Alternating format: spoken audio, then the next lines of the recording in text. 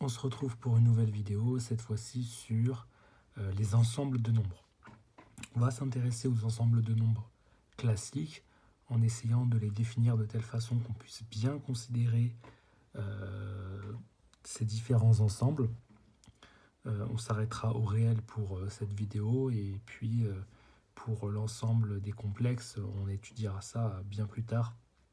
Ce sera, je pense d'ailleurs, parmi les derniers cours dans ce programme de maths, à mon avis, ce sera tous les cours qu'on fera sur les nombres complexes.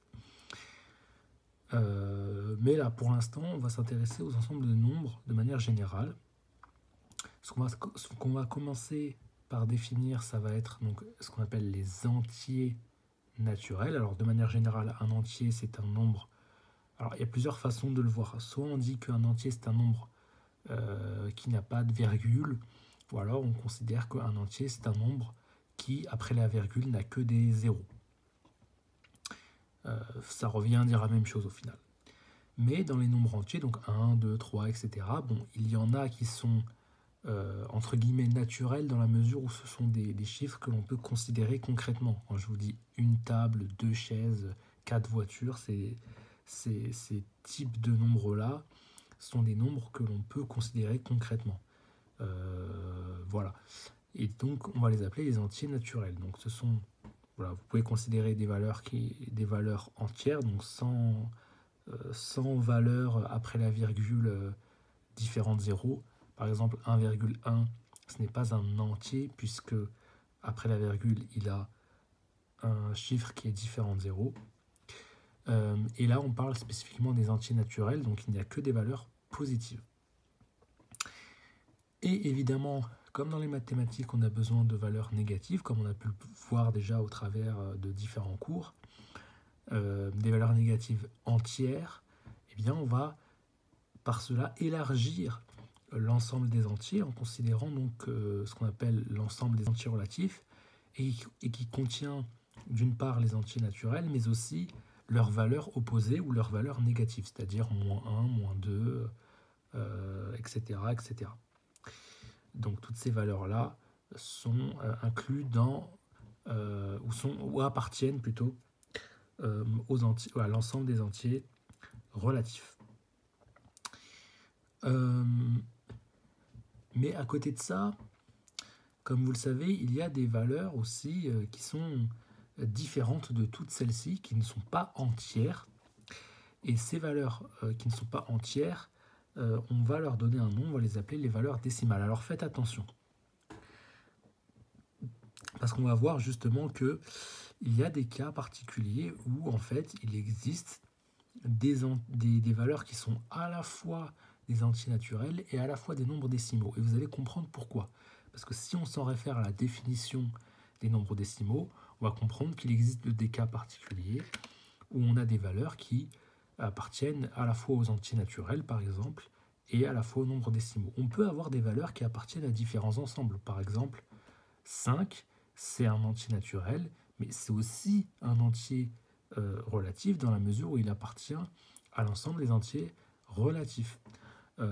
Et pour ce qui est des nombres décimaux, on les définit comme n'importe quel nombre qui peut s'écrire sous cette forme, c'est-à-dire sous la forme d'une fraction avec un entier relatif au numérateur et un entier naturel ici en puissance de 10.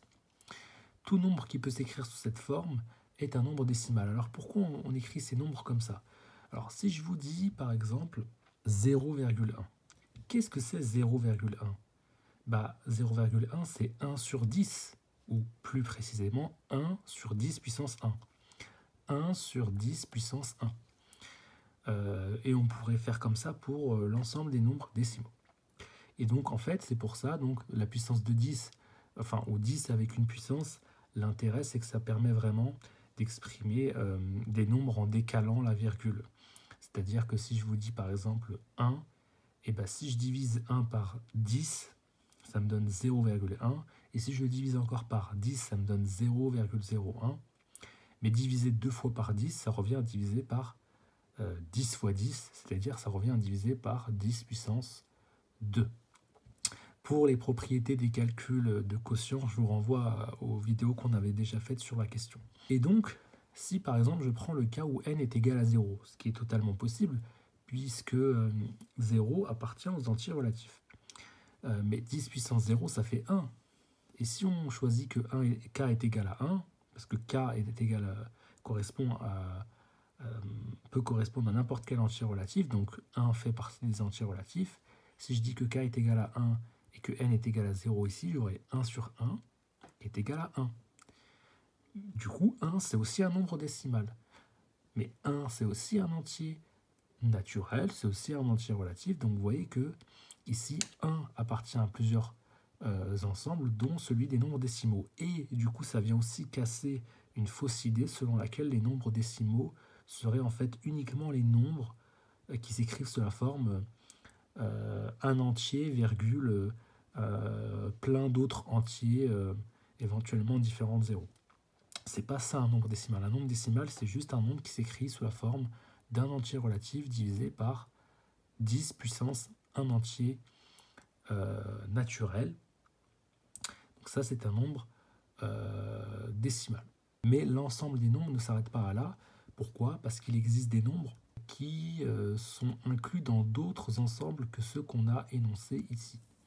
En l'occurrence, on va trouver ce qu'on appelle les nombres rationnels. Alors, c'est quoi un nombre rationnel? C'est un nombre qui peut s'écrire sous la forme P divisé par Q, avec P un entier relatif et Q un entier relatif différent de 0, bien sûr, parce qu'on ne divise pas par 0.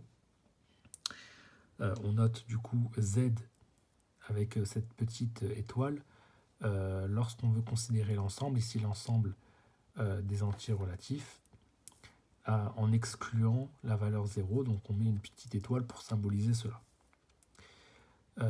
Donc par exemple, moins 4 sur 3 est un nombre rationnel. Pourquoi? Parce que là, j'ai un entier relatif au numérateur, j'ai un entier relatif au dénominateur, j'ai donc un nombre rationnel ici. 8 sur 6, pareil, c'est un nombre rationnel. Alors, du coup, ça nous permet de nous rendre compte qu'il existe encore des nombres qui ne sont associés à aucun de tous ces ensembles. Pourquoi? Parce que si on a des nombres rationnels, c'est qu'on a aussi des nombres irrationnels, c'est-à-dire des nombres qui ne peuvent pas s'écrire sous cette forme. Or, comme déjà dans l'ensemble des nombres rationnels, on trouve que est inclus dans cet ensemble aussi les nombres décimaux, les nombres relatifs et les entiers naturels, eh bien ça veut dire que on a déjà tous les ensembles qu'on a cités ici qui se trouvent déjà dans cet ensemble avec en plus toutes les autres valeurs possibles qui s'écrivent sous la forme P sur Q. Mais on a aussi des nombres qui ne s'écrivent pas sous cette forme et c'est ce qu'on appelle des irrationnels, généralement caractérisés par le fait que ce sont des nombres qui, après la virgule, ont une infinité de chiffres qui se suivent de façon non logique, le nombre pi par exemple. Et du coup, si on veut considérer tout ça plus les nombres irrationnels, et bien là on se retrouve avec l'ensemble des réels qui correspond tout simplement à l'ensemble dans lequel est contenu l'ensemble des entiers naturels, relatifs, décimaux, rationnels et irrationnels. Donc c'est un ensemble encore plus large. Et donc voilà en tout cas maintenant pour les ensembles de nombres, pour avoir une idée, parce que ça va aussi nous servir lorsque l'on va avoir besoin par exemple de définir un intervalle de valeur, par exemple, pour une variable et dire que cette variable, par exemple, appartient au réel. C'est-à-dire que cette variable peut valoir un naturel, peut valoir un rationnel, peut valoir un irrationnel, etc. On aura besoin des ensembles pour caractériser des variables notamment et d'autres éléments dont on aura besoin dans les cours qui suivront. Donc voilà.